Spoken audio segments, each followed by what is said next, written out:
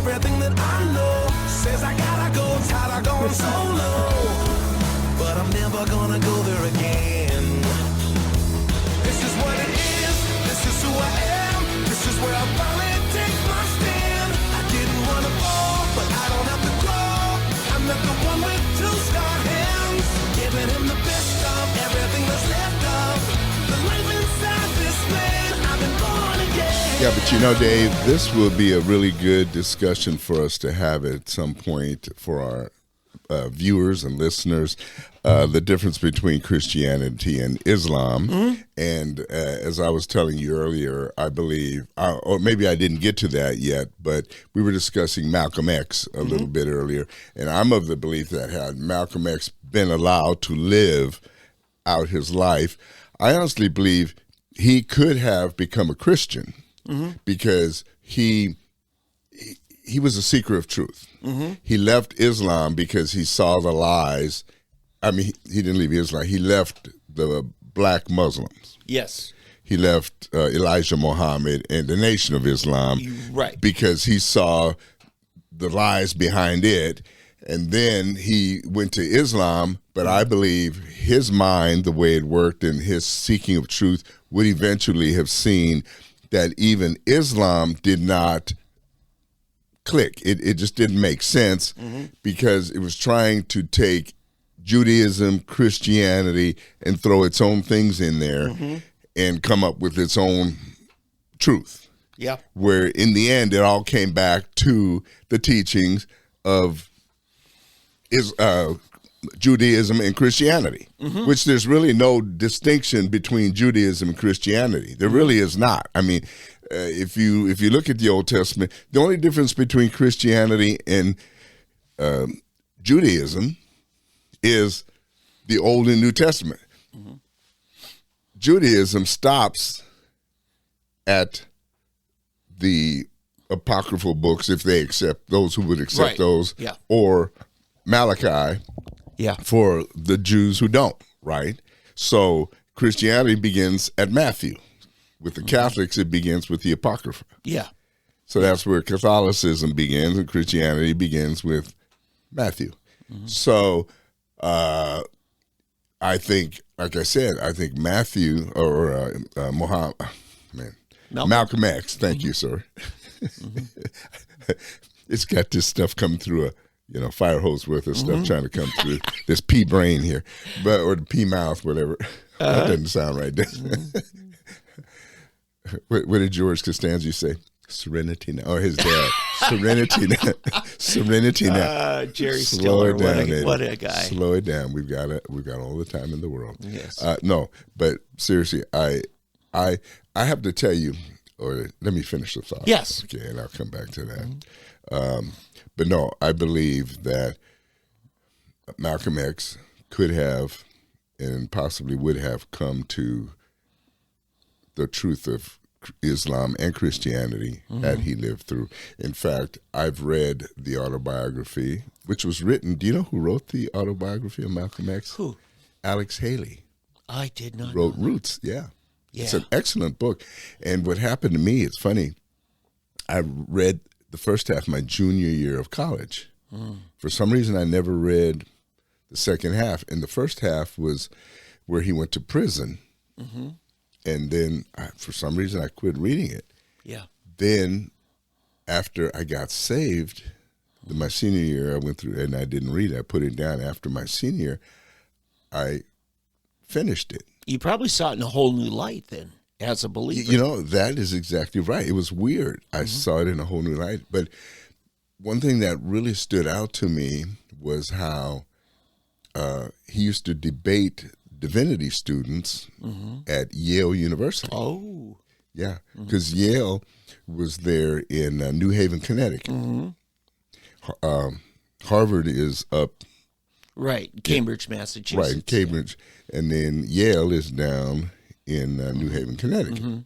And so he was in prison. That's where he was in prison. He was a small-time crook. He was just a hustler, a pimp, and all kinds of weird little things. It just was not so little, but in light of today's crimes, it was kind of little petty stuff. But anyway, and that's where he became a Muslim. And his name was Malcolm Little is actually his name, Malcolm Little, and he changed it to X and became a Nation of Islam follower of Elijah Muhammad. But anyway, he would debate these divinity students at Yale Seminary. And I remember reading, he was writing about the debate with these Yale, and his statement, it's never left me, it really has never left me, his statement that he made a statement that said, the only problem, he said, I found, almost like Pilate, I found no fault with Christianity, except, he said, the only thing wrong with Christianity is that the followers have never lived up to the teachings of Jesus. Wow. Yeah, because we don't question some of the core things. For instance, I have found, as a Bible school grad myself, that much of what I was taught in Christianity through formal teaching was very Eurocentric and taught nothing of the Coptics, the African, Egyptian Christians, which are responsible for the book of Mark, and then the Assyrian Church of the East, which at one time was bigger than the Greek Orthodox and Roman Catholic put together. Right. In fact, when Marco Polo finally made it to the Orient, to Cathay, in Khan's court, he was shocked to find half of the court was Christian already. And so this is problem with, especially I'm going to blame not only our Roman Catholic Church, but also the European Protestant denominations, which sprang out of it. It's very much, we are responsible for revealing to the world. And I'm sorry, but you're not. In fact, if you talk to some Mormon people, they'll tell you, Jesus said to them, other sheep have I that you don't know of, And because they believe that Jesus came to the Indian, right, the Native American. And I'm not saying that's true. No. But I'm saying it's a principle of don't think so small or within a box that more glorifies your organization than the body of Christ. Right. The kingdom of God. Oh, yeah. No, I mean, if you study church history and you get into the whole councils, and the big one, the Council of Nicene, but and where the division of the church actually occurred to the Eastern and the Western. Yeah. There used to be two popes, by the way. And at one time, the Western church, the home was not Rome. It was in Spain. Oh, yeah. The Western church actually had its see, as they call it, the see, was in Spain.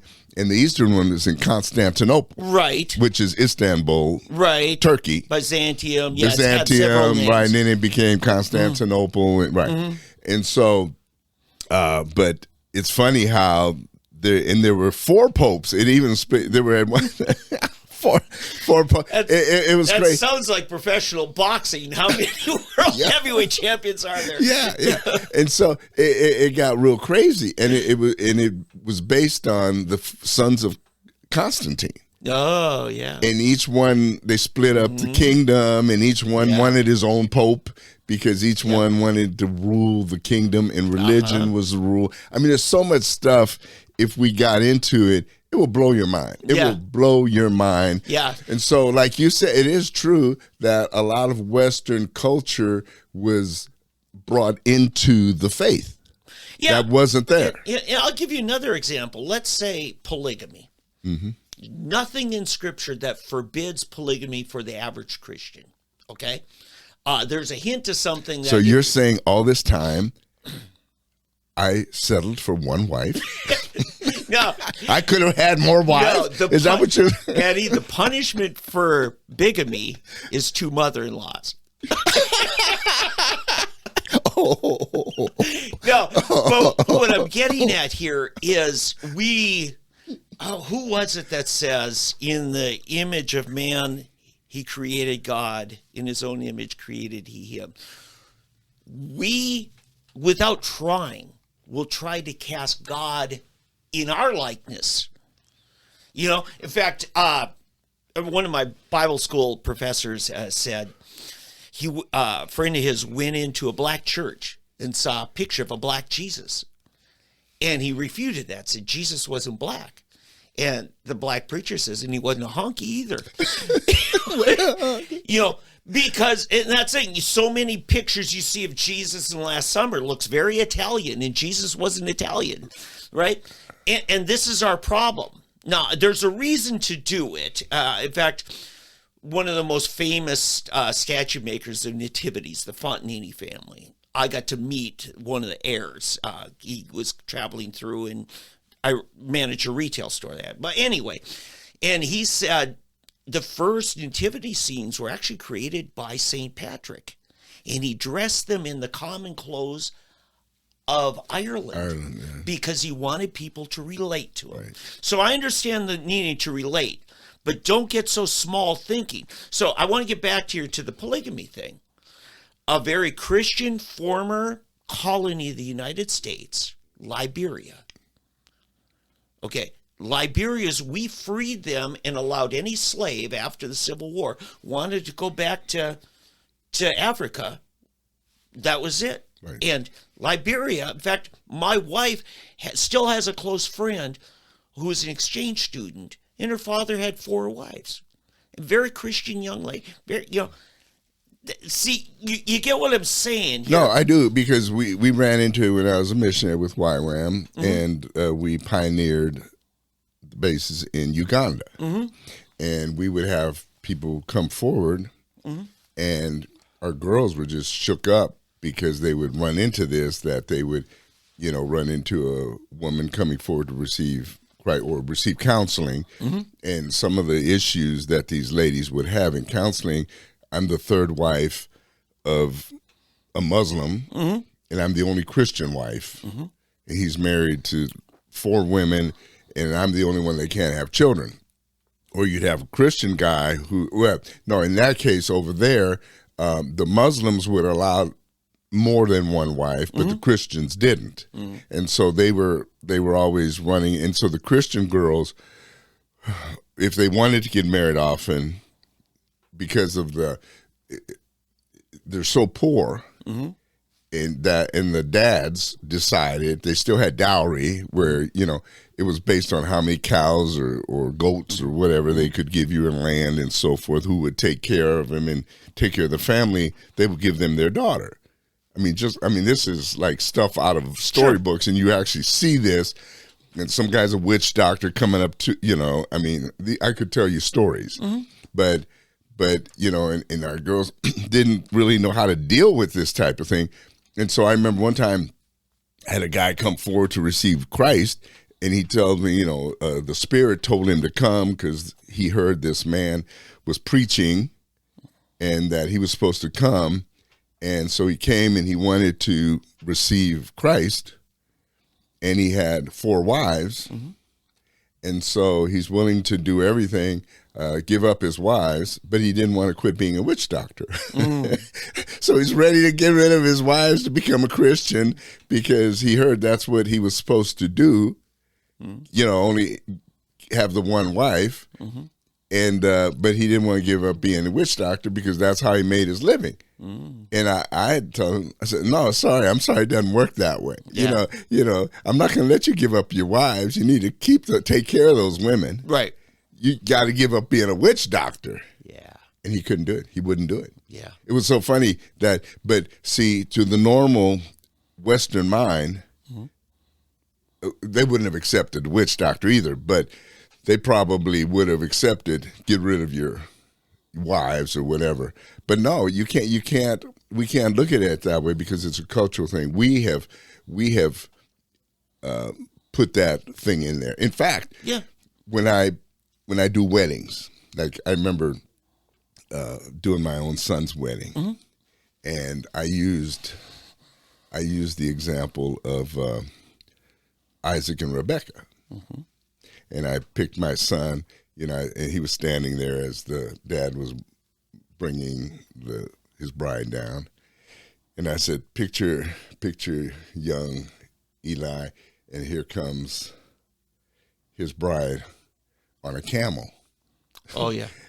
You remember, because Eleazar brought Rebecca on a camel. Yeah. And so the whole church is cracking up by now, because Yeah, it's starting to get hot and steamy. Yeah. No, he's coming out of his tent early in the morning stretching, and here she comes on a camel, and they're picturing this young lady on a camel, her riding a camel, but she got down off her camel. They went into the tent. And that was it. His mother's tent. It was the honeymoon suite. But that was it. That was it. There was no wedding license. There was no ceremony. There was nothing. Yep. They lived and loved one another the rest of their life. Yeah. Yet we make this big thing about getting a license and getting, doing all of this. I even argue with my kids, and I always say, like I always tell them, they have friends from high school that have been married 3 times before they were 30. Married and divorced 3 times. Is that serving God? They got married in a church. Yet they have friends that have lived together, never got married. They just started living together, but they're still together. Exactly. Who did the will of God? Exactly, Eddie. See, there's hope for this man. Thank you. But I'm the bad guy because I don't think you have to go get a marriage license to be married. Eddie, I'm going to go even further. We're about watch to get, out. Okay. Yeah, we're in trouble now. We're stepping in that. I'm going to limit this discussion to just our Tulsa area because Okay. I've been watching it and seeing it for decades. Most churches in the Tulsa area make it very hard for you to get married in that church. Many outright ban it. Others charge such a high fee or so limit the times, dates, and availability and that I would say they've lost their moral authority to start judging people on this. If I was pastoring a church, I'd put it this way. Now, I understand people like to decorate up and have all this stuff, and everything. I would tell people, say, you want to get married using this church, it's free any Sunday afternoon after our last morning service. We're not going to do all this decorating up and hanging garlands and everything, but we're here. The pastor's not going to charge you anything. The church isn't going to charge you anything. That's when it becomes a ministry of the church to marry people. But right now, the way it is, my daughter had to rent a facility down here. I forget. It was a big mansion down there by Harweldon. It wasn't Harweldon, it was another one. They ended up spending $25,000 on a wedding. Okay, I'm not saying a church has to facilitate all that kind of stuff in charge, because he takes a maintenance person and everything, and stuff like that.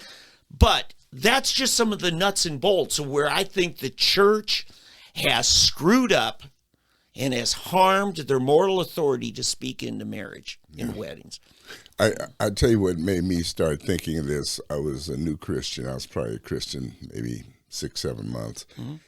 In a church I got saved in, Jesus Chapel in El Paso, and I'll shoot a Calvary Chapel. Yes, as part of that group of churches. And Great bunch. one that we used to have a Tuesday night Bible study. A bunch of young hippies, and our pastor, he was an older man. The 70s Jesus movement. 70s movement. Jesus movement. Yep. And so one night we come, and after the deal, the pastor says, "Oh, by the way, we got a special surprise. We're going to have a wedding."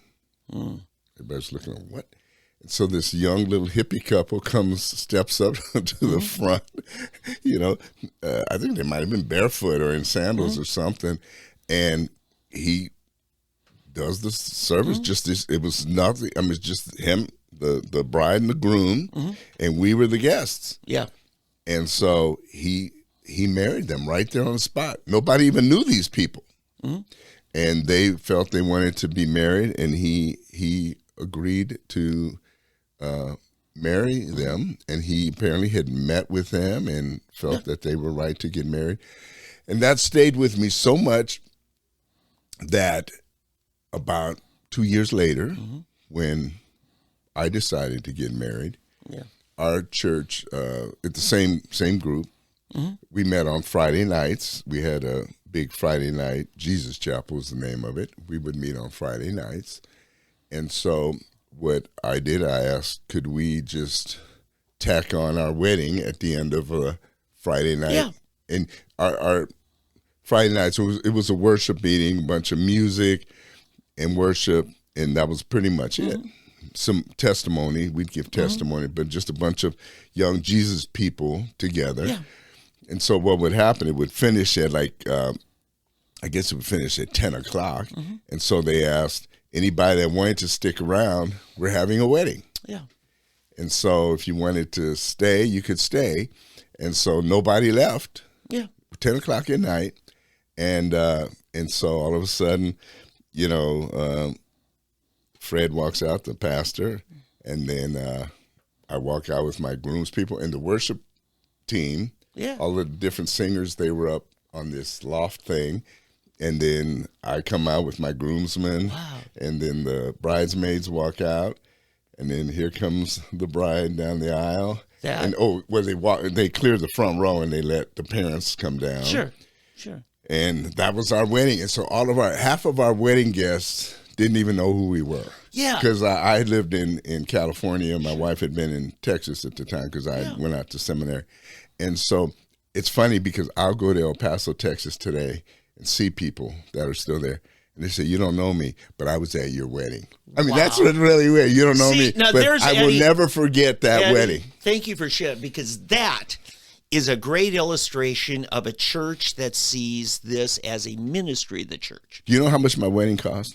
Not much. $50. Wow, there you go. One of my wife's friends was a florist. She gave the flowers. She did the whole flowers on her own. The photographer was a buddy of mine. We still have and the pictures didn't fade or anything. They're still pastor did it for the $50 was for the pastor. We just decided to give Fred $50. Yeah, but he was there anyway. He was going to do it. I mean, it was one of those type of things. And somebody baked a cake. Oh yeah, we had a reception down the stairs. Somebody baked a cake and we had punch. That was the wedding. Absolutely. And here we are, 45.5 years later. Yeah, I'm still married, and I didn't spend $20,000. Right. You don't need a reception. You don't need a dance. Now, my pastor, when we got married, the guy, he said, don't go overboard in your wedding, but don't cheat yourself out of a honeymoon. And so he says, now, every time you guys come back up here, I know you're going to live in Oklahoma, but come visit me. I feel like I'm the pastor to your marriage. And so we would, every time we go up at Christmas time, we go in to see him and say, we're still on our honeymoon. We're not cheating ourselves out of a honeymoon.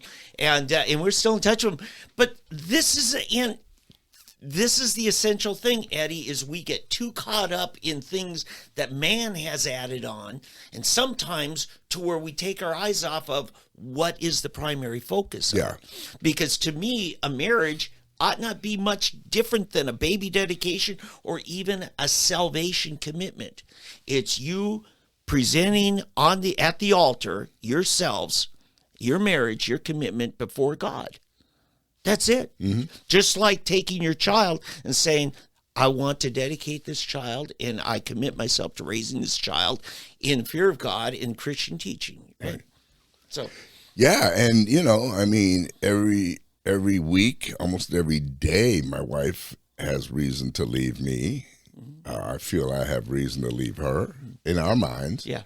But we're still there. It's interesting too, because there are that week before I got married, they happen to have, the weekend before, they happen to have a marriage retreat for men. All these men who were married, and then they wanted all the guys who were getting married to also come. And there were like four of the guys who were getting married went to that, and we're still married. We got married, like two of us that weekend, and the next 2 weekends after. And it's so funny because I'm still in touch with those guys, and we're all Nice. still married, and we all still have those same memories. We Yeah. all went to that same marriage retreat of guys, and we still remember what we were told and what things we learned. But we were all just a bunch of hippie, and most of us were like a bunch of druggy hippies, doing dope. And one guy. I need to get him one day to give his testimony because he was really bad. I mean, he was really bad on drugs and messed up and had been arrested and I think he was in prison even. And he ended up becoming a policeman and working for the DEA. Wow. How about that? Yeah, and there was no way that was supposed to happen. I mean, it was totally God that allowed him with his past, felony or convictions to end up in law enforcement. And he's a fine, and guess he lives in Oklahoma City now. Wow. How about that? And we see each other occasionally. So it's interesting how we all have these testimonies of what God has done miraculously. I mean, we're four people who you would never expect, if you hear our stories, to believe what we came out of and where we are today. Yeah. It really will blow your mind. And I can't even believe it sometimes when I think of what we were like back then, and he comes from a totally redneck, racist background, and I come from the black side, and here we are, just the best of friends and tight and stuff, So that's why this book, you probably can't see it that far, but it's Y'all Have Sinned.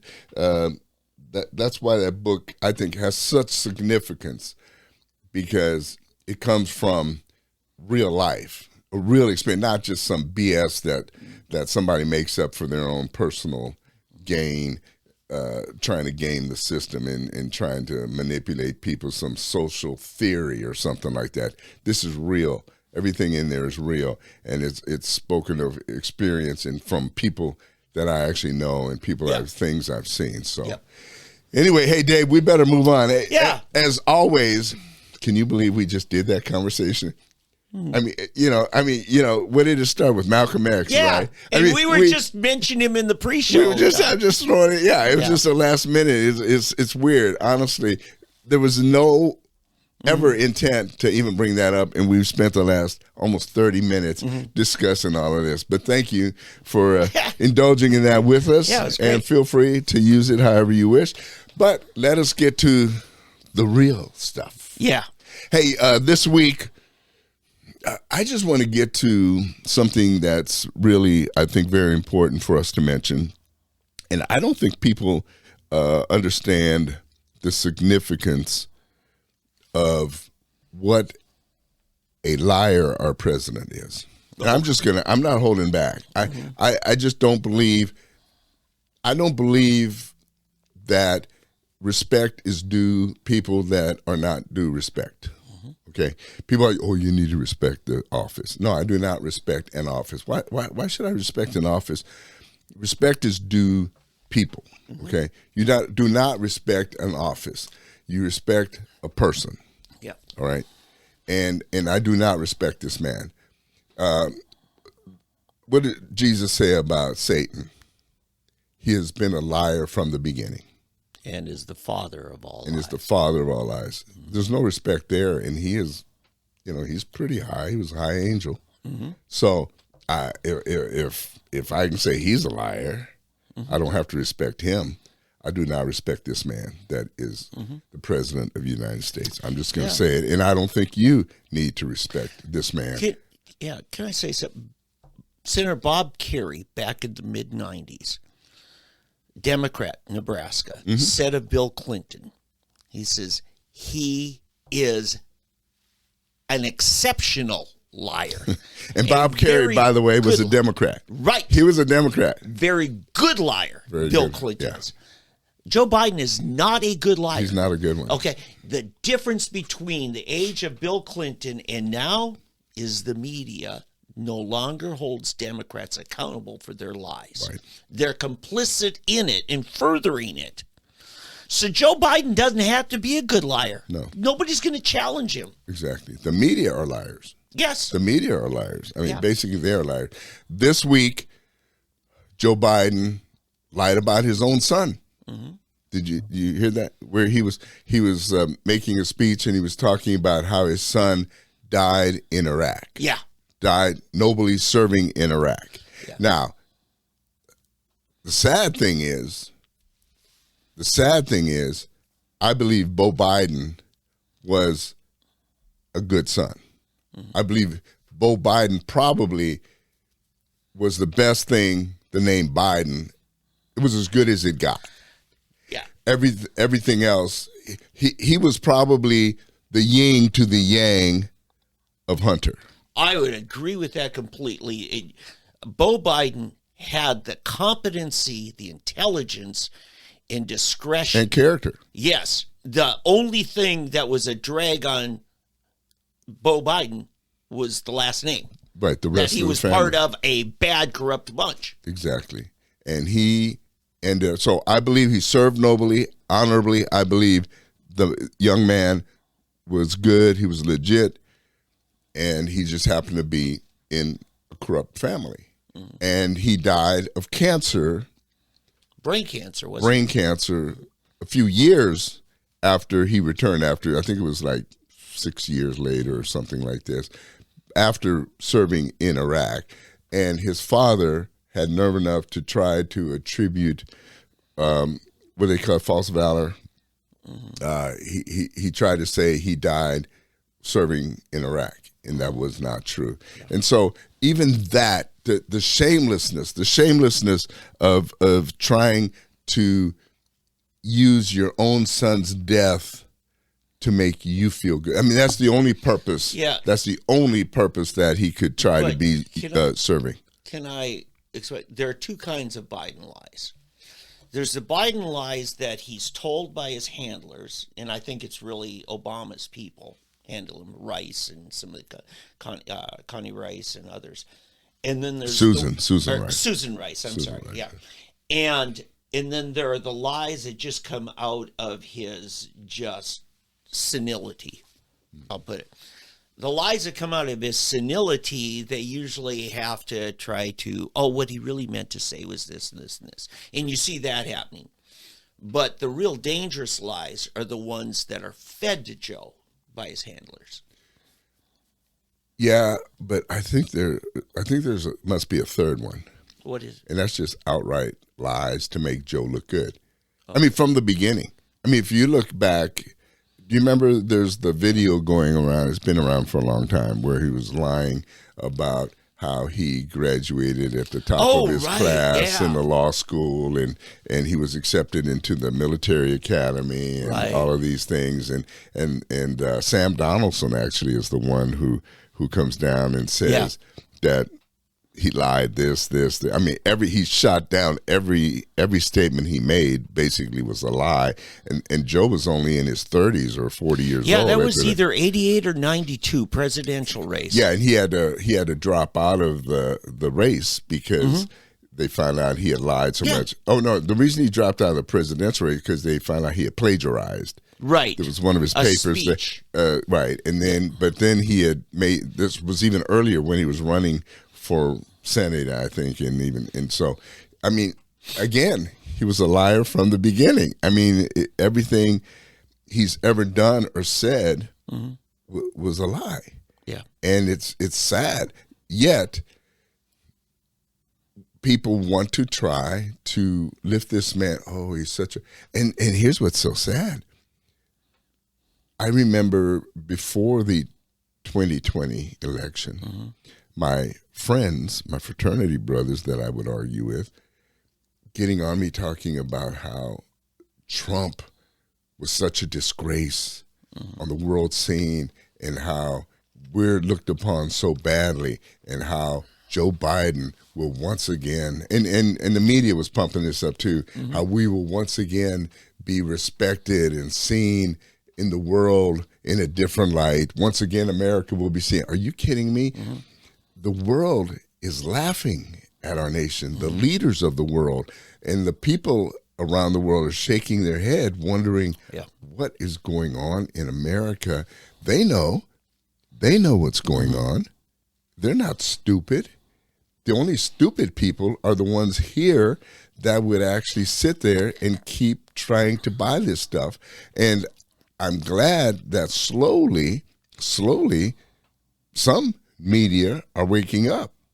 I think you're starting to see occasionally certain media people, the ones who have some foresight to see I'm not going down with this sinking ship, are starting to step out and have enough nerve and courage to say what's really going on. Yeah, but they're paying a price too. Ask Cheryl Atkinson. Well, yeah, but that was years ago. That was Yeah, but it's still happening. Yeah. Because what happened? An NBC News reporter. Why don't you tell that story? Cheryl Atkinson. No, the NBC News reporter interviewing Fetterman, the Senate candidate. Oh yeah, well yeah, that's new. That's a whole different. That's another. Well, let's finish with Joe Biden. Let's finish Joe Biden because I've got a few more things, which again support what we're talking about. This week, it came out that the Saudi Arabians reduced their oil output by 2 million barrels a day. Yeah, a day, not period, per day. Yeah. 2 million. That's a lot of oil. that's and so tanker ships. Right. Yeah. Every day. And so we find out that when Joe Biden came back and said that the Saudis are going to increase their oil production, it was what? Another lie. Yep. And they never agreed to that. They never agreed to that. What they did, what happened, the White House, the administration asked the Saudis to not announce that they were cutting the oil production until after the election. Mm-hmm. Are you kidding me? Are you kidding me? Dave, can you believe that? Yeah. They knew it from the beginning that the Saudis were not going to increase. Rather, they were going to decrease production, but they wanted them to keep it a secret until after the election. Yeah. This is the type of stuff going on with the Democrat Party. This is, and then on top of that, you've got Ukraine. Yeah. We've got them getting us into the Ukrainian war. Yeah. And they're lying there. Yeah. You cannot trust anything these people are saying. I'm sorry. Go ahead. Just so you know, what a million barrels. Did you say a million or billion? Million. Million. Okay, 1 million barrels. The largest tanker ship in the world that handles crude can handle about a third of 1 million. So that's 3 of the largest tanker ships per day that are being cut. 6. 6. Oh, yeah, that's right, because it's 2 million. So 6 of the largest tanker ships in the world are not going to have a load anymore. Every day. That's massive. I think, what is it, about 20 million a day that the U.S. uses? Something like that. Yeah, it's a lot of oil. Yeah. And that's and then multiplied times a week, times a month. Mm-hmm. That's a lot of oil. Yeah. And that's the reduction. That's a reduction to already a low supply. Mm-hmm. And so, it's the gas prices were coming down based upon them lying. That's one thing. They were lying. Mm-hmm. And now we're coming to winter where we need a higher supply. And we've spent our strategic but we are in the middle of, and we're already, it's drastically low. Mm-hmm.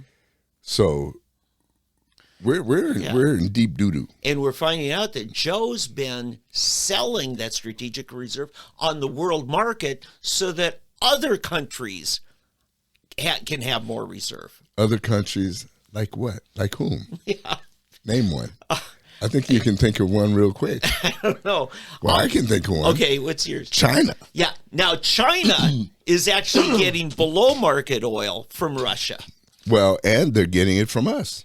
Wow. China, to add aggravation to misery, we are actually selling our oil to China. Yeah. If you can believe it. Yeah, I just want to add in this, and you can get on with what you're saying here, is when you do a boycott against somebody, then they, in order to continue selling, they have to try to drop their rates to try to bring on and entice others to break the boycott and go ahead. And that's what's exactly happened between China and Russia.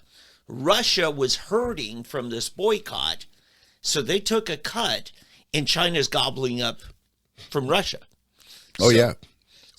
So what we're doing by boycotting is subsidizing cheap Chinese oil. Yeah, it's a tough, quite a tough gift year. we gave to China. Yeah, and at the same time with Ukraine, we are stepping closer and closer to Armageddon. Mm-hmm. I think of two things: justice, or wanting to be Supreme Court Justice, Judge Bork, many years ago, had a book out called Slouching Towards Gomorrah. Mm-hmm. That was his famous book. Mm-hmm. Man, was that a prophetic book, Slouching Towards Gomorrah. So on the one hand, we've got America socially and culturally getting more and more depraved. Mm-hmm. And then on this hand, we've got us more and more moving towards destruction. Mm-hmm.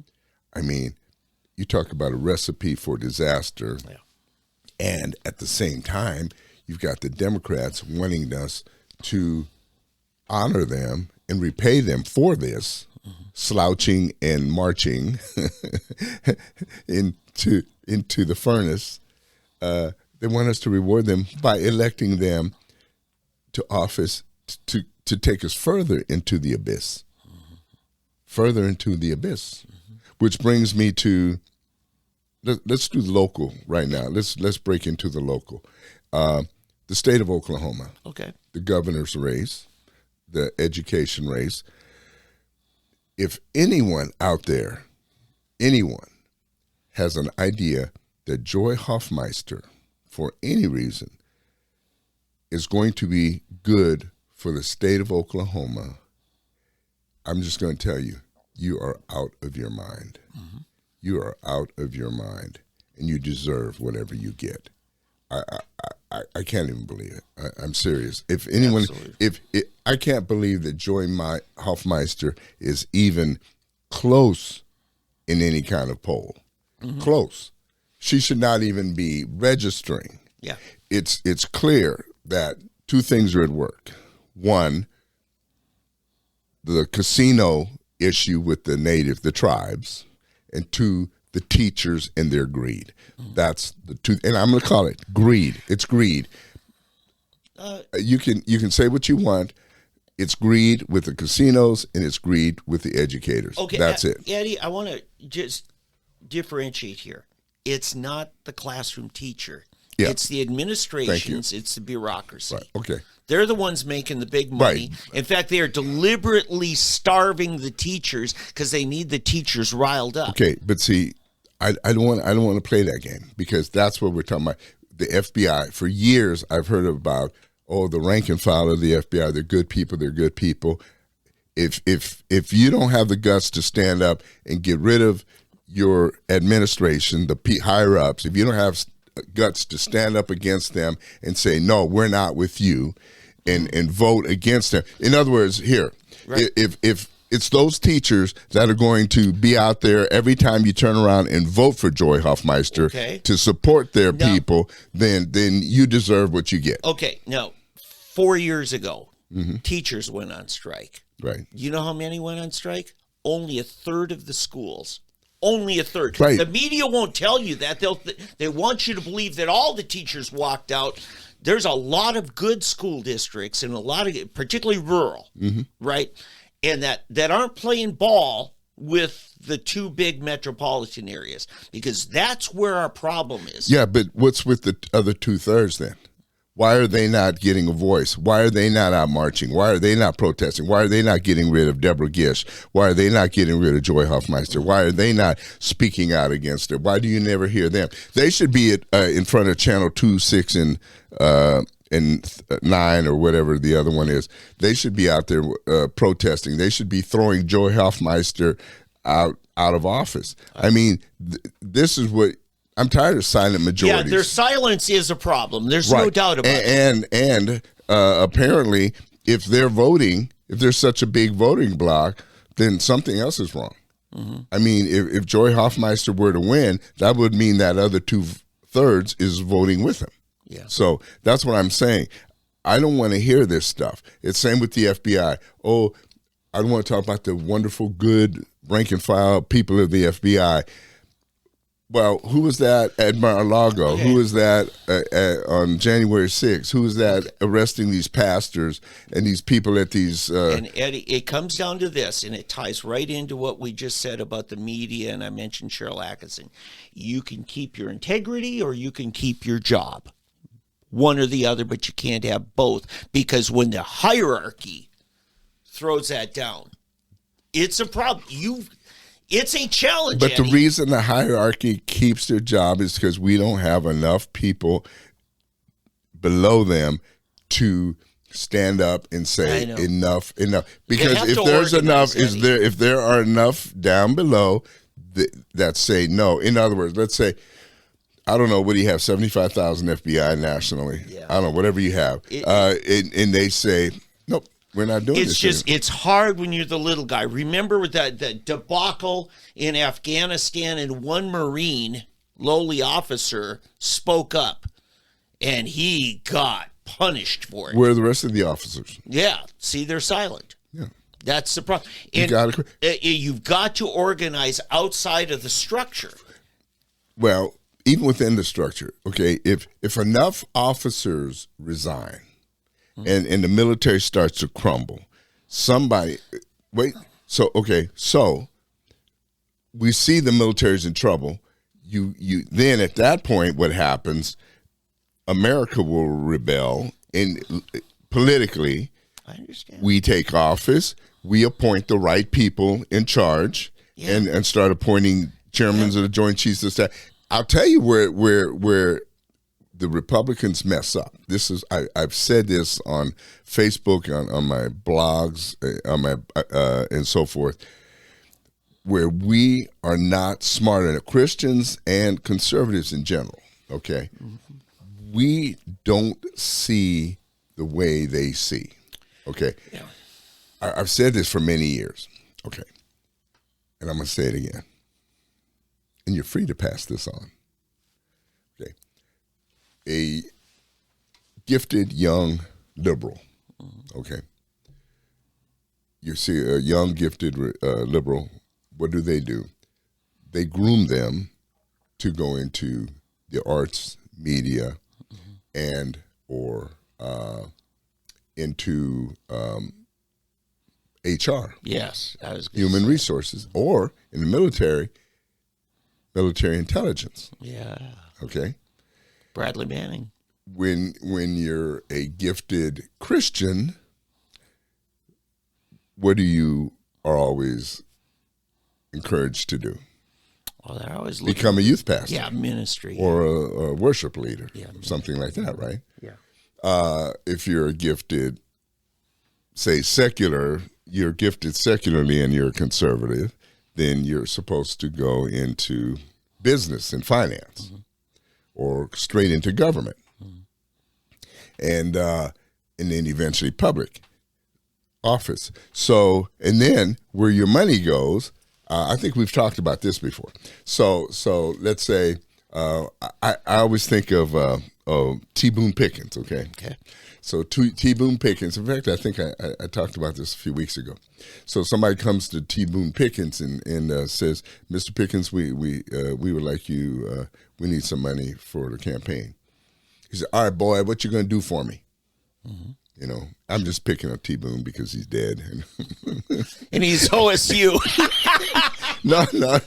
Okay. No, I'm a fan of that, so I'm glad he did that. But I'm just saying, take a T. Boone or somebody, some rich fat cat. Sure. Republican, okay. Yeah, boy, what can you do for me? Yeah, okay. It's return on investment. Return on investment, okay. So you go to George Soros, and say, George, we need some money to do this. Okay. He says, okay, here's $5 million. You got 3 years. In 3 years, I'll check back to see what good you're doing. Okay. He doesn't want it from me. He said I want to see what you're doing out there. Right. So Media Matters, BLM, whatever, NAACP, Al Sharpton. Right, just change the culture. Said, I don't need you to do anything for me. I'm making my millions of dollars. Right. Okay, I know how to make money. I don't need you to make me any more money. Right. I'm going to make if you do this down there, I will make more money. Right. Yeah, George Soros wants them to change the culture. And then I'll figure out how to make my money. Right. Yeah. So, but your Republicans, it's like, I want direct control. Yeah. I want to feel like I made him. Okay, so selfishness is the demise of us if we're selfish about what we get out of it. Right. We don't have the vision to see that I want to change. How did Obama used to say it? We want to fundamentally change America. Yeah. Right? Republicans don't think that way. We don't want to fundamentally change anything. We want to see how we can fundamentally make more money. Eddie, before we go, I got to push back on something you said. Push back. Okay. And this is a previous point. This is when we're at our best, when we're at odds with each other.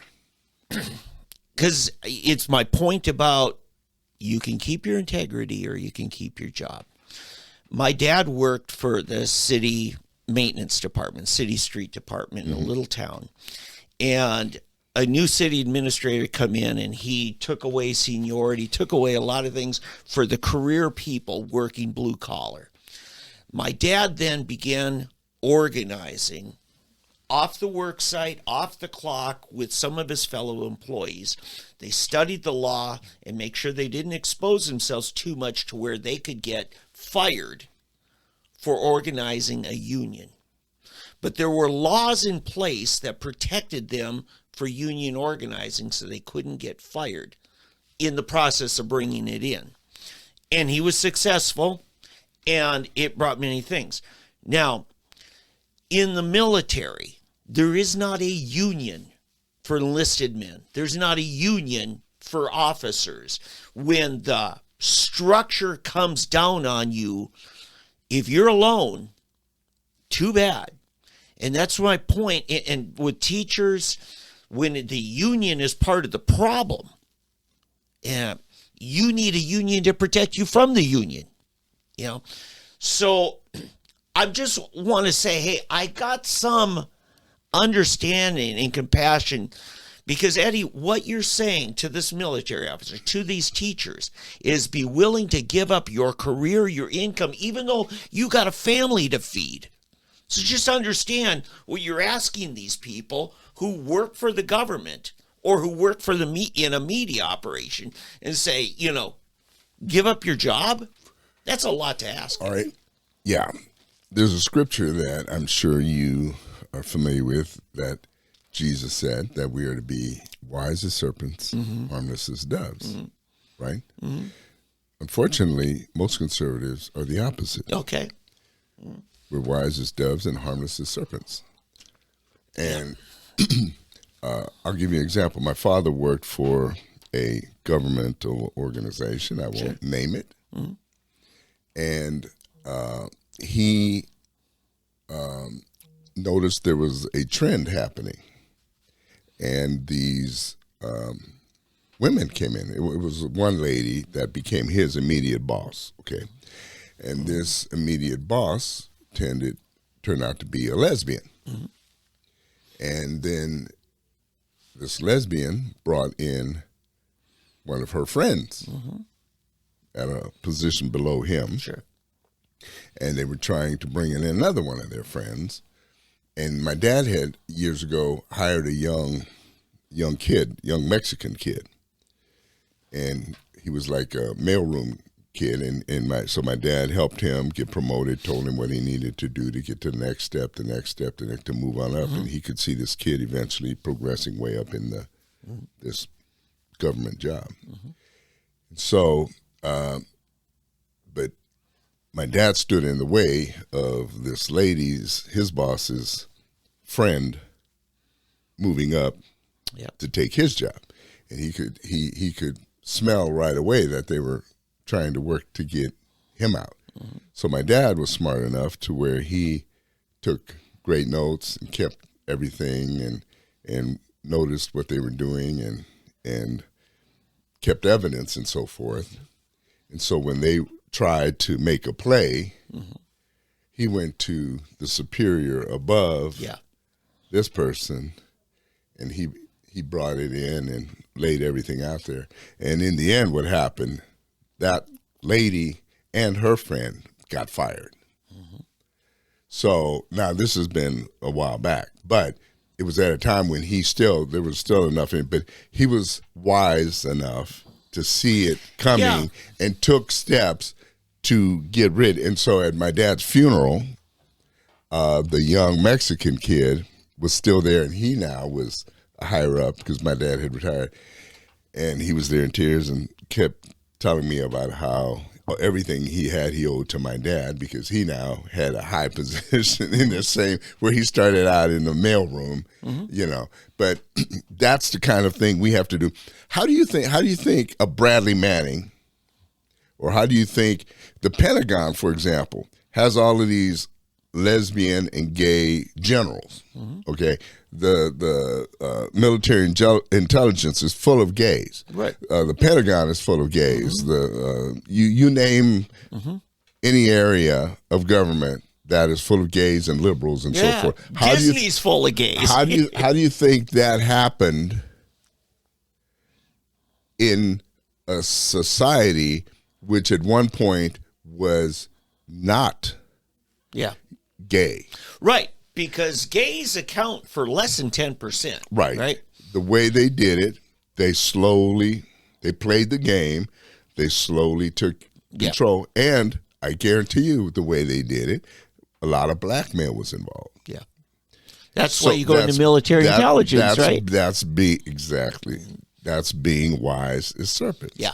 You have to be smart. You have to figure out how to outsmart these people. Yeah. And that's what we don't do. We play the nice game. We play the nice game. Yeah. You know, I mean, listen, I don't care. I don't care if you're gay. If you want to be gay, you're gay. You have to answer to God one day. We'll find out one day.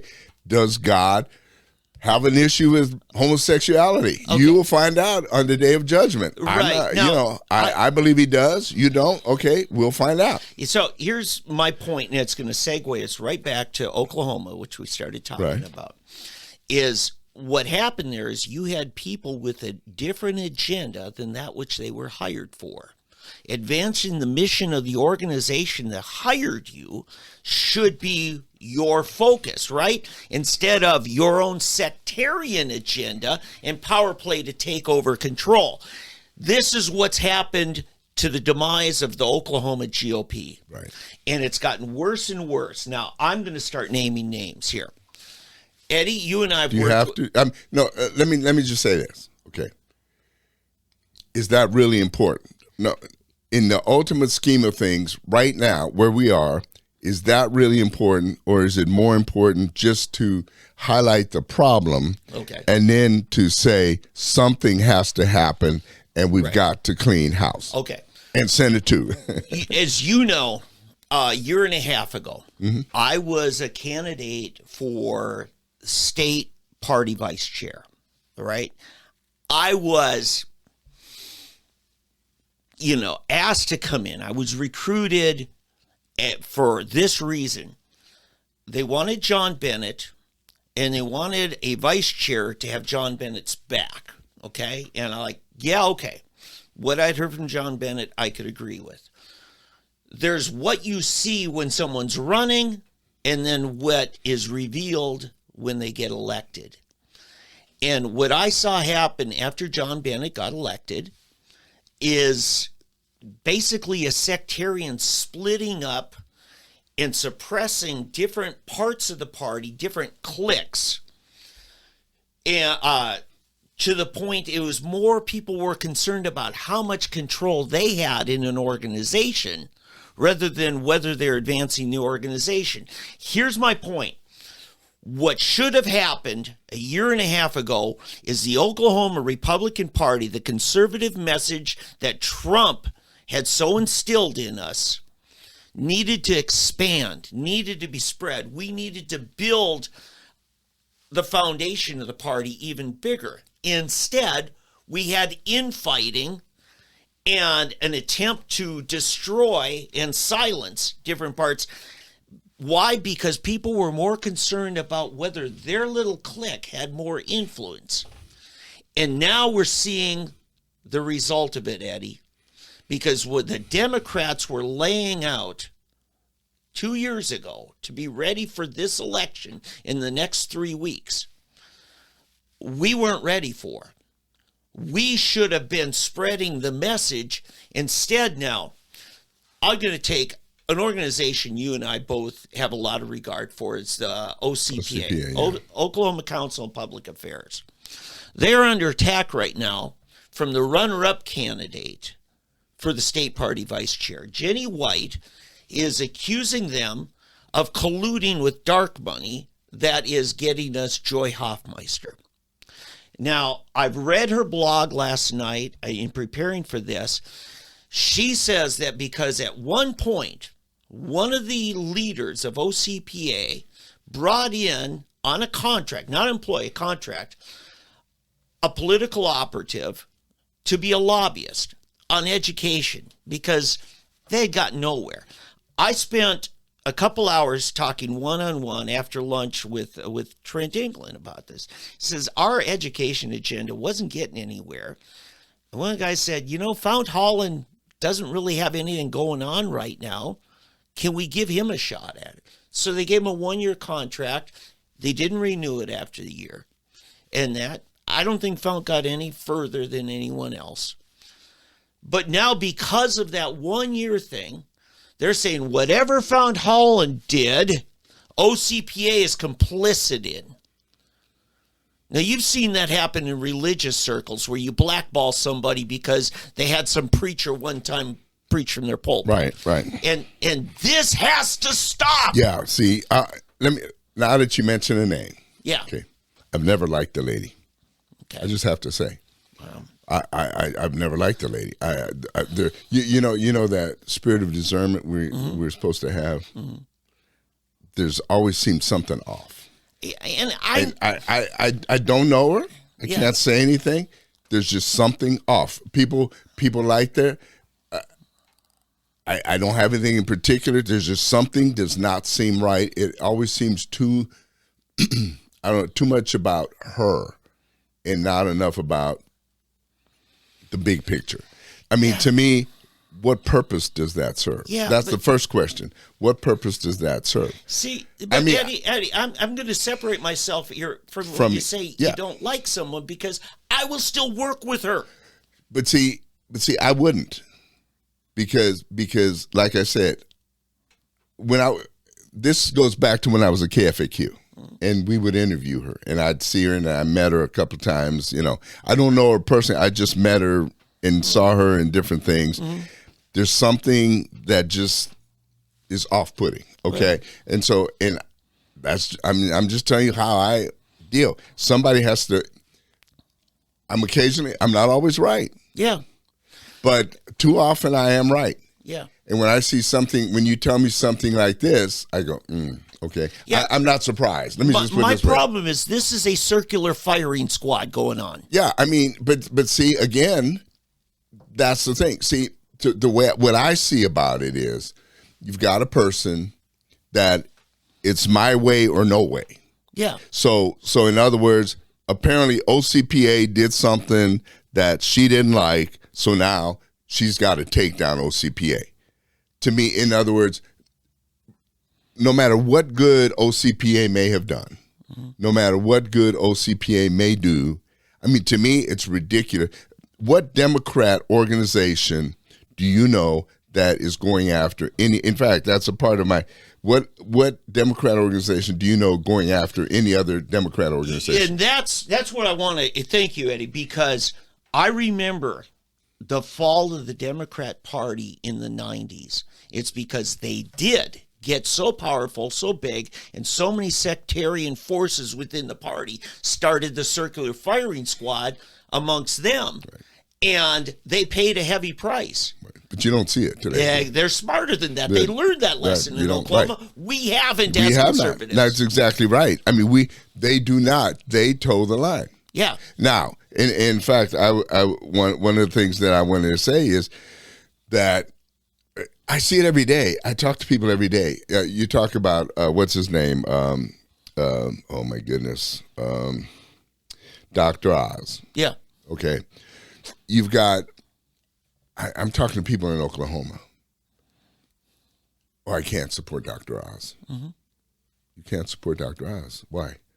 Oh, well, I didn't like his TV show. Mm-hmm. He was born in Turkey.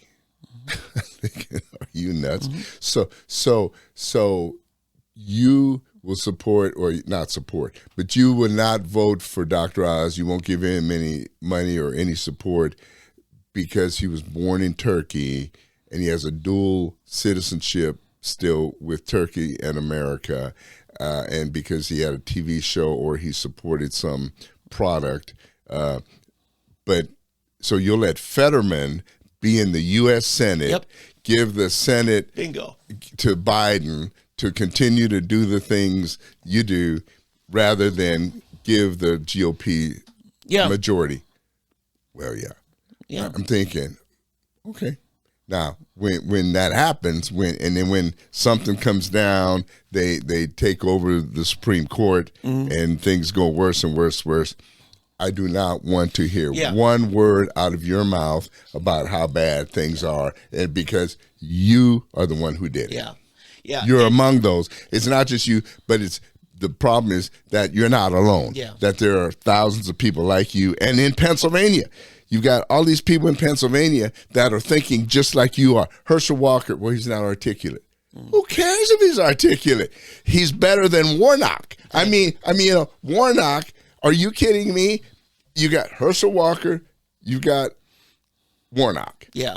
Okay, which one is it going to be? Well, I can't support Herschel because he may have paid for or may have supported a young lady get an abortion 30 years ago. 30 years ago. Well, who knows? Somebody I was with may have got an abortion with 40 years ago. I don't know. Do you know? Somebody you did something with or had something to do may have done something 20, 30 years ago that you don't even know. I mean, how do you know what whoever it is? But right now we're dealing with a matter that's going on today. Your children tomorrow. Excuse me.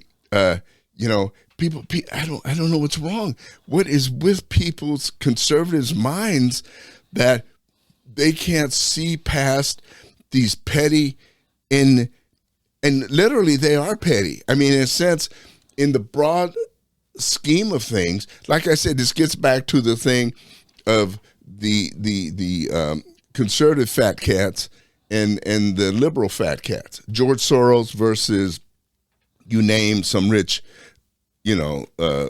conservative person. What are the brothers? The big the Koch brothers. Koch brothers. Yeah. Okay. Right there. The Koch brothers. It's always about the Koch brothers and the Koch industries, right? Mm-hmm. In other words, gas and that. George Soros, it's not about George Soros because you don't know he's got his fingers in a million things. Yeah. George Soros wants to shape the world. Yeah. The Koch brothers care about Koch industries, mm-hmm. right? So they're going to give to whoever helps the Koch industries. Mm-hmm. George Soros is about reshaping the world. What's the Klaus, the new guy, World Economic Forum, mm-hmm. Klaus Schwab. Mm-hmm. Right, Klaus Schwab isn't worried about. I don't even know what Schwab owns or does. Okay, mm-hmm. I just know he's head of the World Economic Forum. Yeah. It's a big picture. They see a big global picture. They're globalists. Where the Koch brothers are about the Koch brothers. The conservatives are about me, us. Liberals are about. Yeah. Well, so I want to say, and Eddie, I would agree with your sentence if we changed one word, because I taught my kids this, and you never hear me talking about, I don't like this person. I will say, I don't trust that person. I would agree with you if you're saying I don't trust Jenny White. Well, okay, that might be okay. Maybe I for chose purposes of this. That's really I what's don't. important. I guess that's true. I don't know her well enough to whether I don't like her or not like her. Let's put it this way. I don't like the way she does things. Let's put it this way. It's true. Well, I don't trust is earned, Eddie. Right. Exactly. And there was something that just didn't feel right about the things that I felt. Right. I'm going to give you a little bit of insight that not many people know. There was a coming to terms between the Chamber of Commerce of Oklahoma and several conservatives and stuff. And as a result, one of the first things we saw happen after Stitt got elected was constitutional carry, right? Permitless carry. And the chamber signaled that was their down payment, their earnest to show they meant it, because they've always been the one blocking that effort. And they said, we're not going to stand in the way. They wanted to come to terms with the conservative religious right and stuff on some key things. Mm-hmm. What Jenny White is doing here, she's naming the chamber. She's naming OCPA. She names the Koch brothers, and she's essentially declaring we're going to have a war over control of the OKGOP. And we're in the middle of a general election. This is the time we unite around the key, most important issues, and we let go of the little things until later. Yeah, and my question is, what is the purpose of the war? In other words, what is the end game? What is she wanting? And Eddie, I'm suggesting for a lot of people, if not her, I'm going to say, Elijah, it's their own power within the structure. Because one of the first places she went with this message was the Tulsa 912. Yeah, Rhonda Villamon Smith started. And, there are just certain entities that are more concerned about the control they have and limiting other people's seat at that table. And I've seen it. I've seen it here recently. And I don't like it. And I don't trust them. No, I agree. Now, I don't have any problems with Rhonda or 912, but like I said, there's something that just in what you're saying right there. You don't eat your own, especially in the middle of a fight. I mean, that's just. I mean, you know what you call those in war, in the military, a saboteur. Yeah. I mean, that's a saboteur. Yeah. I mean, that's an enemy within. Mm-hmm. If you got somebody that is undermining your fight in a battle. Mm-hmm. That person is worthless. Well, yeah, if nothing else, it's premature, because it's, instead of trying to win, trying to turn this around, it's already pointing fingers at here's why we lost in November, which hasn't happened yet. Well, right? you're helping us lose. Right. And you're saying, I'm going to start now pointing the fingers so that I and my bunch can ascend to more power. And I have a problem. Well, and I'll tell you one thing.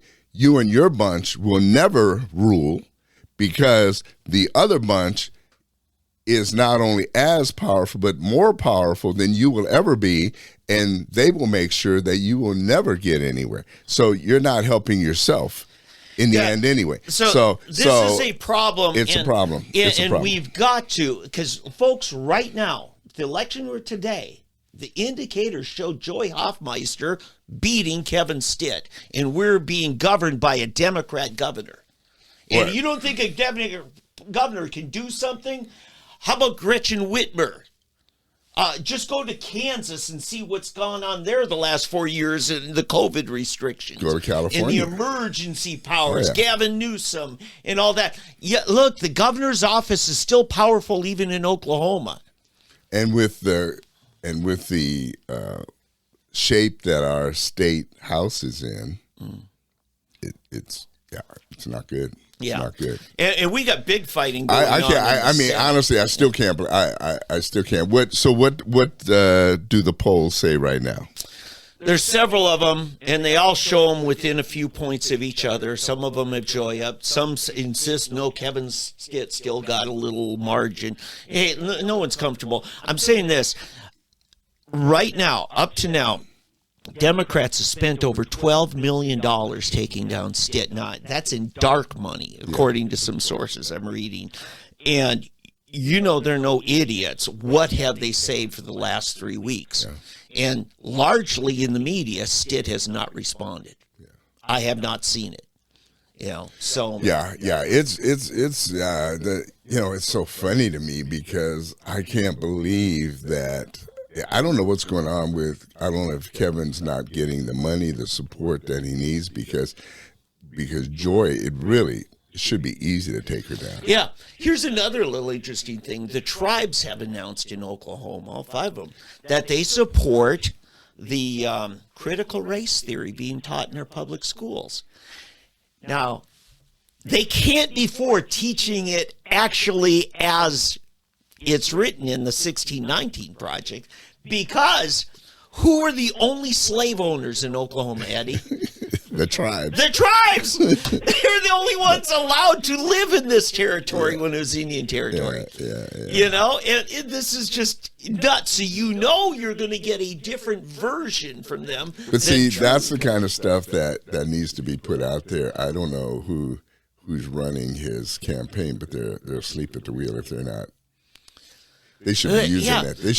That should be being used. Stitt should have a united Republican Party and not a bunch of Jenny Whites out there. Well, I've said my piece on her, so I'm done. But yeah, we've got to change our tune. We've got a different message. Yeah. Look, Eddie, I went and got my yard signs out. Yeah, but here.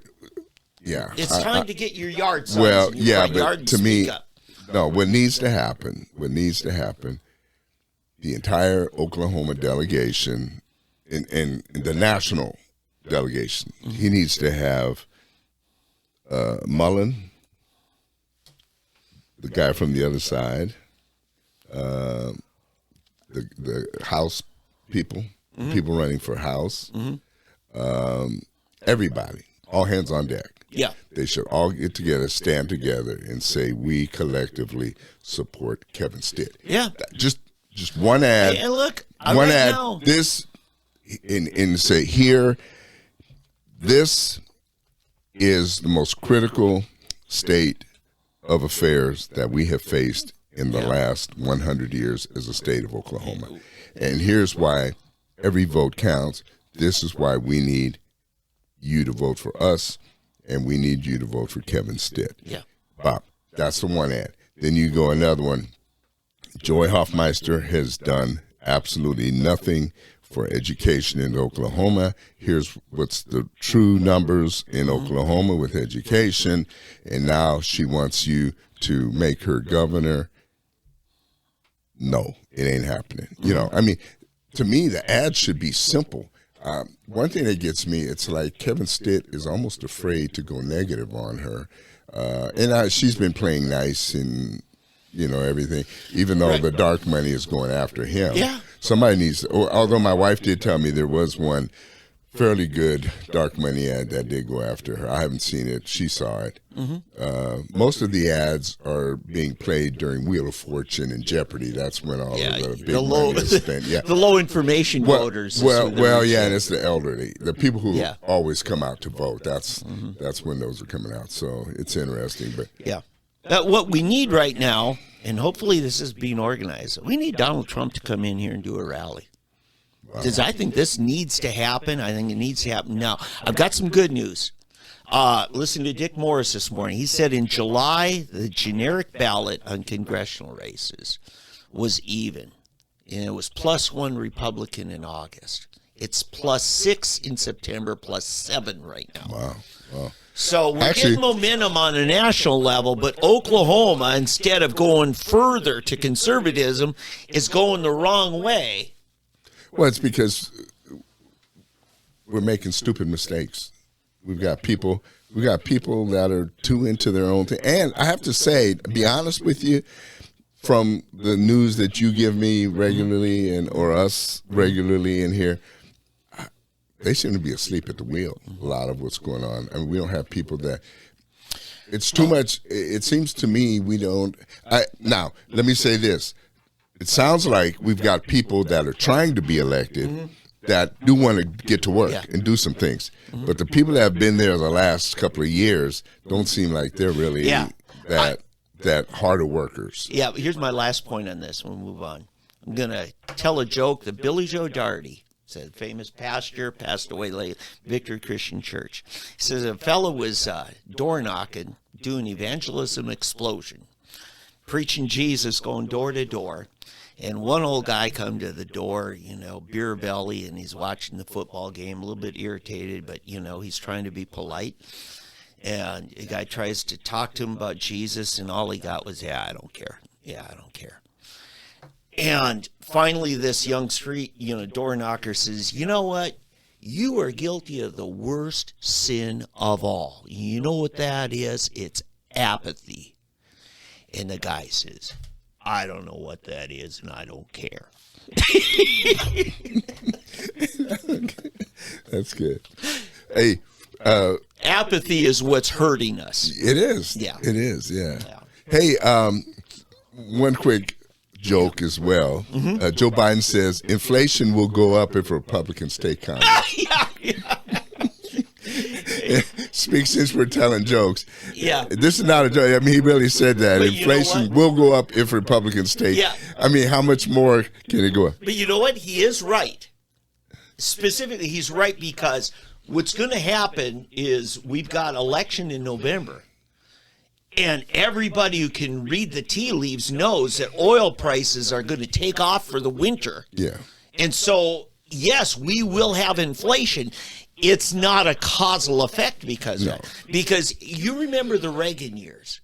I mean, I bought a house in 87, and I had the lowest mortgage rate in my neighborhood. I had the only single digits mortgage in my neighborhood in 87. And everybody else was at 12%. I had 8.58% mortgage interest. And my neighbors hated me because they were despising that. And that's 87. Reagan had been in office 7 years just about at that point. Yes. And it was still that bad. No, right. But it had come down from 18. Yes. So yes. that's the. So what I'm saying is what damage Biden did in 1 year will take several years. Oh, yeah. It'll that's take the a while. way it works. Yeah, it is. Plus, depending on how bold, we've got to get McConnell out, too. Yeah. He's got to come out. We've got to get rid of him from the Senate. So I do want to say, it's because of that, the stimulus spending that Biden put in. I want to say, folks, those stimulus checks? You and your wife got, what, $2,800? Is that, how's that working out for you now? You got $2,800? $1,400 per person. Really? Yeah. That's what white people got? Oh, God. Hey,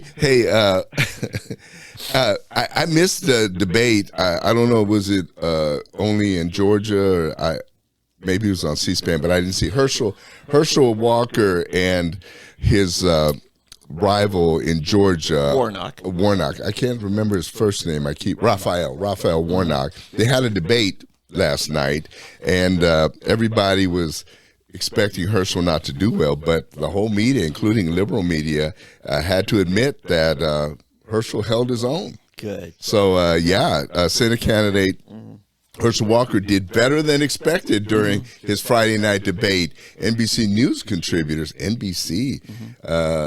local news commentators, former Daily Beast writers, and even MSNBC news anchor Mehdi Hassan acknowledged that Walker's debate was not as bad as it could have been. And one claimed that Warnock, the Democratic pro-choice pastor, looked weak and should have fought back harder against Walker's aggressive criticism. Another even declared Herschel the victor. So wow, that's a surprise. I think probably what happened is they did not expect Herschel to do well at all. Yeah. I think it's kind of what happened with Trump in that first debate he had against Trump. I mean, against Biden. Remember, everybody expected him just to wipe the floor, and he looked really bad, and Biden did much better. Yeah, it's the expectations. Yeah, Gabe. right. And by the way, Herschel is a big threat to the liberal left because he's black. And he's a Christian. Yeah. If he was white, well, it's just like you started the show talking about Malcolm X. He deigned to think for himself. Because he's a black leader and articulate and speaking out against Nation Islam, he got assassinated. Yeah. If he'd been a white man, or even the Klan, he'd probably be alive today. See, that's Herschel's big problem. He's inarticulate. He's not. He sounds like a cotton farmer or something, a hick. And it's kind of sad. I wish someone had worked on his diction a little bit. I bet they've been working on him. Yeah, you would think. I mean, I don't know. Herschel is a prime example of what it used to be like scholarship athletes in Georgia and Alabama. In fact, it's funny because this morning they interviewed. I watch Game Day, college Game Day, every Saturday morning when I wake up. It's the first thing I watch. Getting ready for the football that day, and they had a kid. He's a Georgia, he's a linebacker for Alabama. I don't like Alabama, trust me, but they were interviewing this Alabama linebacker who's going to be All-American. He's a big stud, and he was from Georgia, but Alabama stole him. And I was watching, and I was really surprised. I mean, the guy just sounded so intelligent. I mean, it was just funny to see because you see this kid from somewhere in Georgia, and I couldn't help but think Herschel, and then this guy, I mean, if you could have had this guy speak for Herschel, it'd have been over. Yeah. It would be over because this guy, he was so articulate. It was just crazy, and it made me think. Have you ever heard of a book called Black Rednecks and White Liberals? No. Yeah, it's Thomas Sowell. By the way, if you've brilliant man. He's written so many books. Yeah, if you've never read another book by Thomas Sowell, start with that one. It's called Black Rednecks and White Liberals. It's a very, very good book. But he talks about how black people got their dialect and how they learned to speak the way they do. It reminds me of an old joke by Red Fox, the late comedian, talking about white people in the old days used to, hey, nigga, go back to Africa. Why don't you move back? And Red saying, Africa? He said, man, I'm from St. Louis. Yeah. It's what I do with that. If I go, he was living in L.A. He said, Africa, I'm from St. Louis. Yeah. but it's funny. But he was talking about,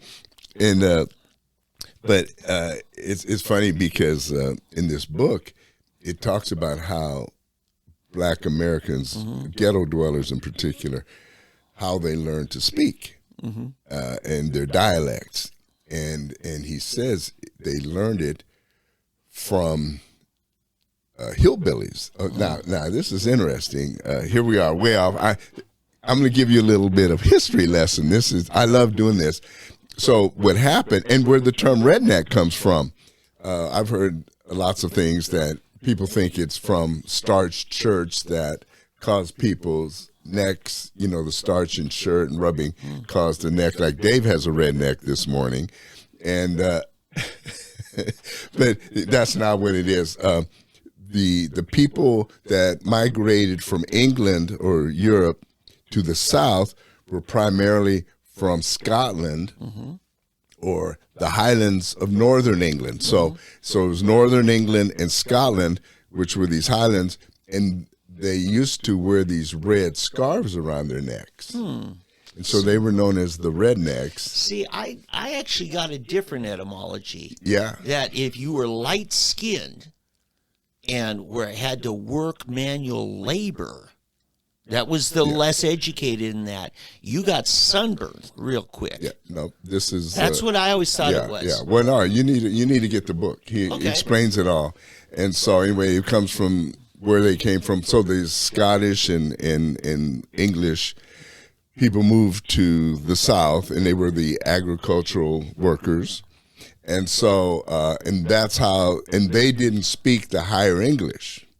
And so what happened, that's who the black slaves and initially who they were around, that's how they learned, the Africans learned to speak English from there. But then what happened later, the blacks from the South migrated to the north into these ghettos. And in larger cities, they all migrated to the ghettos, whereas the residents, the whites, as education became stronger and they started becoming more educated, they learned to speak properly. And so all of a sudden, everything changed. For example, if you come to Tulsa, even Texas, Arkansas, Mississippi, Alabama, and you go to the major cities, you'll notice that you can't tell where they're from anymore. Right. Because the kids don't have the Okie accents, the Texas accents. They all speak like Americans. Yeah, it's more homogenized. Yeah, now, isn't yeah. it? You might have a slight little tinge or something, but the Okie or the Texan or the Alabamese or whatever, it's and that's more of an urban or metropolitan thing. Right. Rural areas, there's still right in rural have right. But what's happened with black people, because they've ghettoized again, and they're still speaking that among themselves. Well, like Ebonics. Ebonics, It's become Ebonics, but that's just basically their dialect, and they've taken that dialect that they received from the hillbillies, which the hill country, and so they've taken that into the ghettos of the major cities. But anyway, what made me think of that was, again, this morning listening to this young black athlete from Alabama football team who's from Georgia. So there's two states or two areas where you would assume this guy can't speak English properly, and he sounds like he's from, Pennsylvania or somewhere, very educated, and he's this big dude with the little braids in his hair and a whole dude, and mean, tough guy, but just spoke the most intelligent English you've ever heard, using big words and all. But it just shows how things have changed, and how the ability for him to go to college and get a better education and everything has transformed everything. It's really interesting when you study culture and society and again, this is why education, this was Booker T. Washington's dream. And if you ever read about him and his whole vision for Tuskegee Institute, he was very high on diction, on speaking. If you listen to him speak, he was born a slave, grew up in the South, stayed in the South, but if you ever listen to him speak, you will not know that he came from the South, because he was totally into diction. That was one of the things they taught at Tuskegee. He would take these rural blacks from the South, and as they came to Tuskegee, they had actual classes in diction. They had to learn how to speak English. In fact, he had classes on diction. He had classes on the benefits of the toothbrush and the comb. He had to teach them how to comb their hair, how to brush their teeth, and so forth. I mean, it was pretty interesting stuff. But good anyway, that's I got one more thing, and this will be more we'll talk about next week. Deborah Gist, the superintendent of Tulsa Public Schools, just threw down the gauntlet against her own school board. She called them dysfunctional.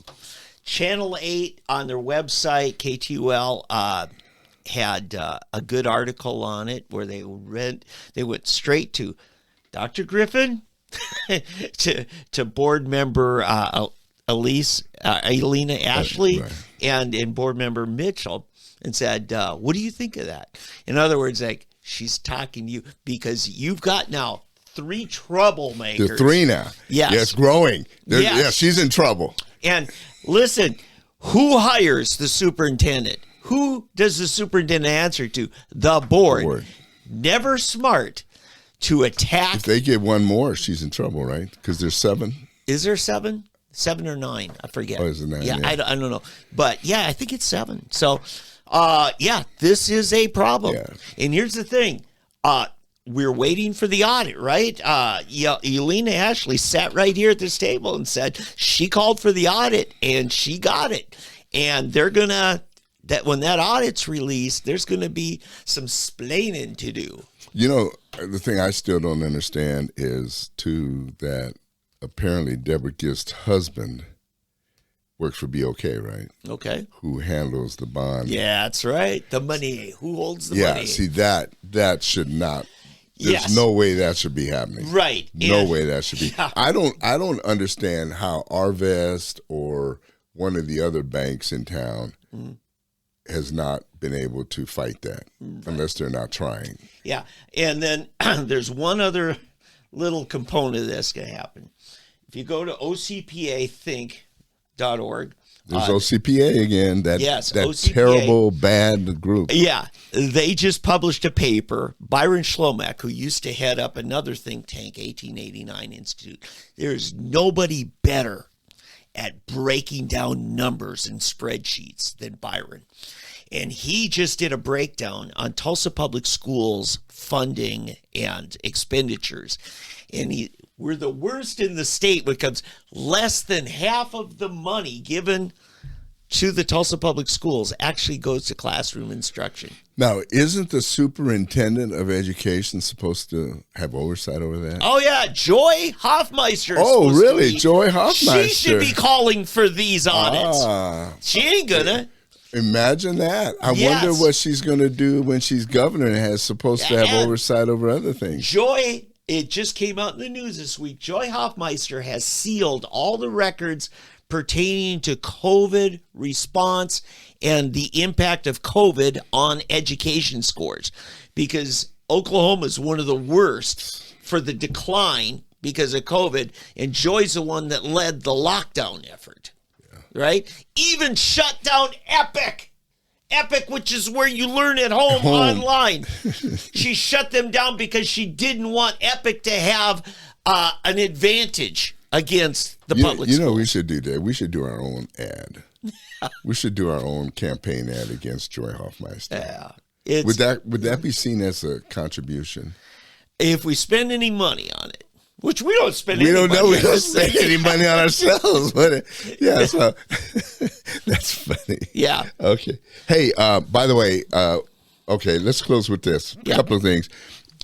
Democrat strategists are in panic. They're freaking out because Latinos are just fleeing and flocking to the GOP. The 73% of conservative Latinos now support Republicans taking control over Congress in November. Latinos tend to be conservative. Okay, they're conservative. They believe, they believe in they're anti-abortion. They're family very values. pro-life. They're largely family- Catholic. They're largely Catholic, and they're not in support of homosexuality. Let me just say, I'm trying to think of a better word, but there's not a better word. And they largely are pro-family Right. and how they approach things. Probably do a better job raising their kids than a lot of the rest of us. So Democrat in those areas, in Texas in particular. And it's backfired. The whole immigration thing. They thought if they let all of these Hispanics come in unabated at the border, that it's going to work for them. No. See, here's a little secret that the people, they forgot, these people are fleeing socialism. So they recognize socialism when they see it. So they may be coming here, but when they recognize which party is socialist, they're going to vote against. So the Democrat Party will be victims and creators of their own demise. Yeah. That's how stupid these people are. I got a prediction. Okay. Within 10 years, the liberal left will despise Hispanics the same way they now despise Asians. because the Asians outperform other immigrants, right? Yeah. And other, quote, minority classes. Yeah. Right? And that's and they tend to be conservative. Mm-hmm. Yeah. There you go. And honestly, they are starting to lose the black vote too. Democrats Especially are starting. Trump has made huge inroads. And another reason is black people are starting to see the threat of the Hispanics. I mean, it's all around the whole theory that the Democrat Party has been going by is backfiring. Yeah. That I don't know who's running this thing, but it's not working. It's not working. Yeah, so, Rush Limbaugh once said, you want to know why the liberal left moved over to animal rights and the climate? Is because they used to focus on representing minority classes, the underprivileged, those suffering, like the Nicaraguans. And then they finally had an election in Nicaragua. They threw the Sandinistas out and embarrassed them. The animals can't talk. and can't vote. And the climate, I mean, who's going to, now they're actually fudging the numbers on the climate. Oh, yeah. I mean, I talked to a liberal cousin of mine who worked in Congress, and he was the legislator. And he says, oh, man, he says the seawater, the sea level's going up, the ocean, and all that. And I said, okay, give me the numbers, give me that. I found out since 1860, the Atlantic Ocean has raised 6 inches. And he said, New York will be underwater. I said, you mean in 160 years they can't put a curb? That's all it takes. Yeah. So it's all this radical alarmist. And here's another thing. See, here's what they don't realize. Holland, right? Mm-hmm. What they've done, basically, probably I think 30% of Holland is underwater. Yeah. But all they've done is taken the dirt from in the ocean and they've put it inland. Yeah. And they just built it up. So all you really have to do is go out into the ocean. Yeah, dredge it, and bring it in and raise up the land. And that's how you create a harbor. Yeah. In fact, look at Dubai. Some of the nicest world-class resorts of today were designed that way, just by digging the sand up out of the Arabian Gulf. Yeah, all you have to do is go out. I mean, it's not rocket science. There's only a certain amount of water and a certain amount. In other words, there's not more water being created. Right. Okay, there's a limited, because what happens, the water evaporates and then it comes back down. So basically, what you have to do, you just dig more dirt from where the water is, put it where the land is, and it ends up balancing back out. Right. And you have these cyclical periods where, like, for example, they keep talking about the polar caps are melting. Well, now all of a sudden, in fact, I think they were trying to say Antarctica, they were sending this icebreaker or some ship through there to show how the ice was melting, and then the ship got stuck because the ice froze and froze the ship in there. And now in the Arctic, it's frozen up again. So it's like they can never win. Yeah. Each time. And here's the other thing, Eddie. Whenever a habitat becomes less conducive to a particular species, it becomes more conducive to a competing species. Minnesota, where I grew up, deer population everywhere. And one of my biology teachers said, used to not be a lot of deer. Back before logging came in, we had mature forests, and the moose population was huge. Logging came in, the moose headed north to Canada, and the deer came in. And change is inevitable. I mean, you don't like erosion, you ought to like dredging the sea, because you're just undoing the work of erosion. Right. Yeah. Yeah, I mean, that's, you get it back. They're always trying to make good things and natural things and cyclical things seem like our undoing. Yeah. It's going to happen anyway. I mean, one way or another. Right? Hey, couple of short things. Paul Ryan, he predicts Trump will not be the 2024 Republican nominee. Spoken like a good never-Trumper. He predicted GOP would consolidate behind a non-Trump candidate during the primary. I think Trump's unelectability will be palpable by then. He says, we all know he will lose. Or let me put it this way, we all know he's much more likely to lose the White House than anybody else running for president on our side of the aisle. So why would we want to go for that? I mean, you can tell he just hates the man. Paul Ryan, he's a slime ball, by the way. I'm going to tell you, Paul Ryan was a defender of Obamacare. As much as he gave rhetoric that he was against it, when they promised day one, Republicans take over with a Republican president, they're going to get rid of Obamacare. Yeah. The vote finally came down. It was a watered down bill, and it still failed. Yeah. You know, and so no, they never got rid of Obamacare. Yeah. The former congressman explained that the only reason Trump stays where he is because everybody is afraid of him, referring to Republicans. They're afraid of him going after them, hurting their own ambition. Yeah, right. Yeah, I don't even know why anybody still gives him the time of day. Why anybody would listen to this guy. The liberal media gives him time of day. He's a loser. Yeah. Guy's been a loser. I mean, ever since he left. I mean, I'm just amazed that people didn't see through that or him before. He's an empty suit. Yeah. You know, his wife's from Oklahoma. Yeah, I didn't know that. In fact, isn't he, what's his name's, Bourne's brother-in-law or something? He's related to David and Dan Bourne. Yeah, he and Dan Bourne are like in-laws or something, or cousins. I know Matt Pinnell used to be pretty chummy with him. I don't know if that's the case now. I don't either. Yeah. Well, all right, anyway. I think we're out of it. We're always out of it. But it's a good show. Big one. Good show. I know I'm going to get attacked I think it is. Hey, listen, 3 weeks from the election, whatever you can, get people out, get Republicans out, get them to vote Republican. Above all, in Oklahoma, we've got to support Kevin Stitt. We've got to get rid of Joy Hoffmeister. I mean, once and for all, she's got to go.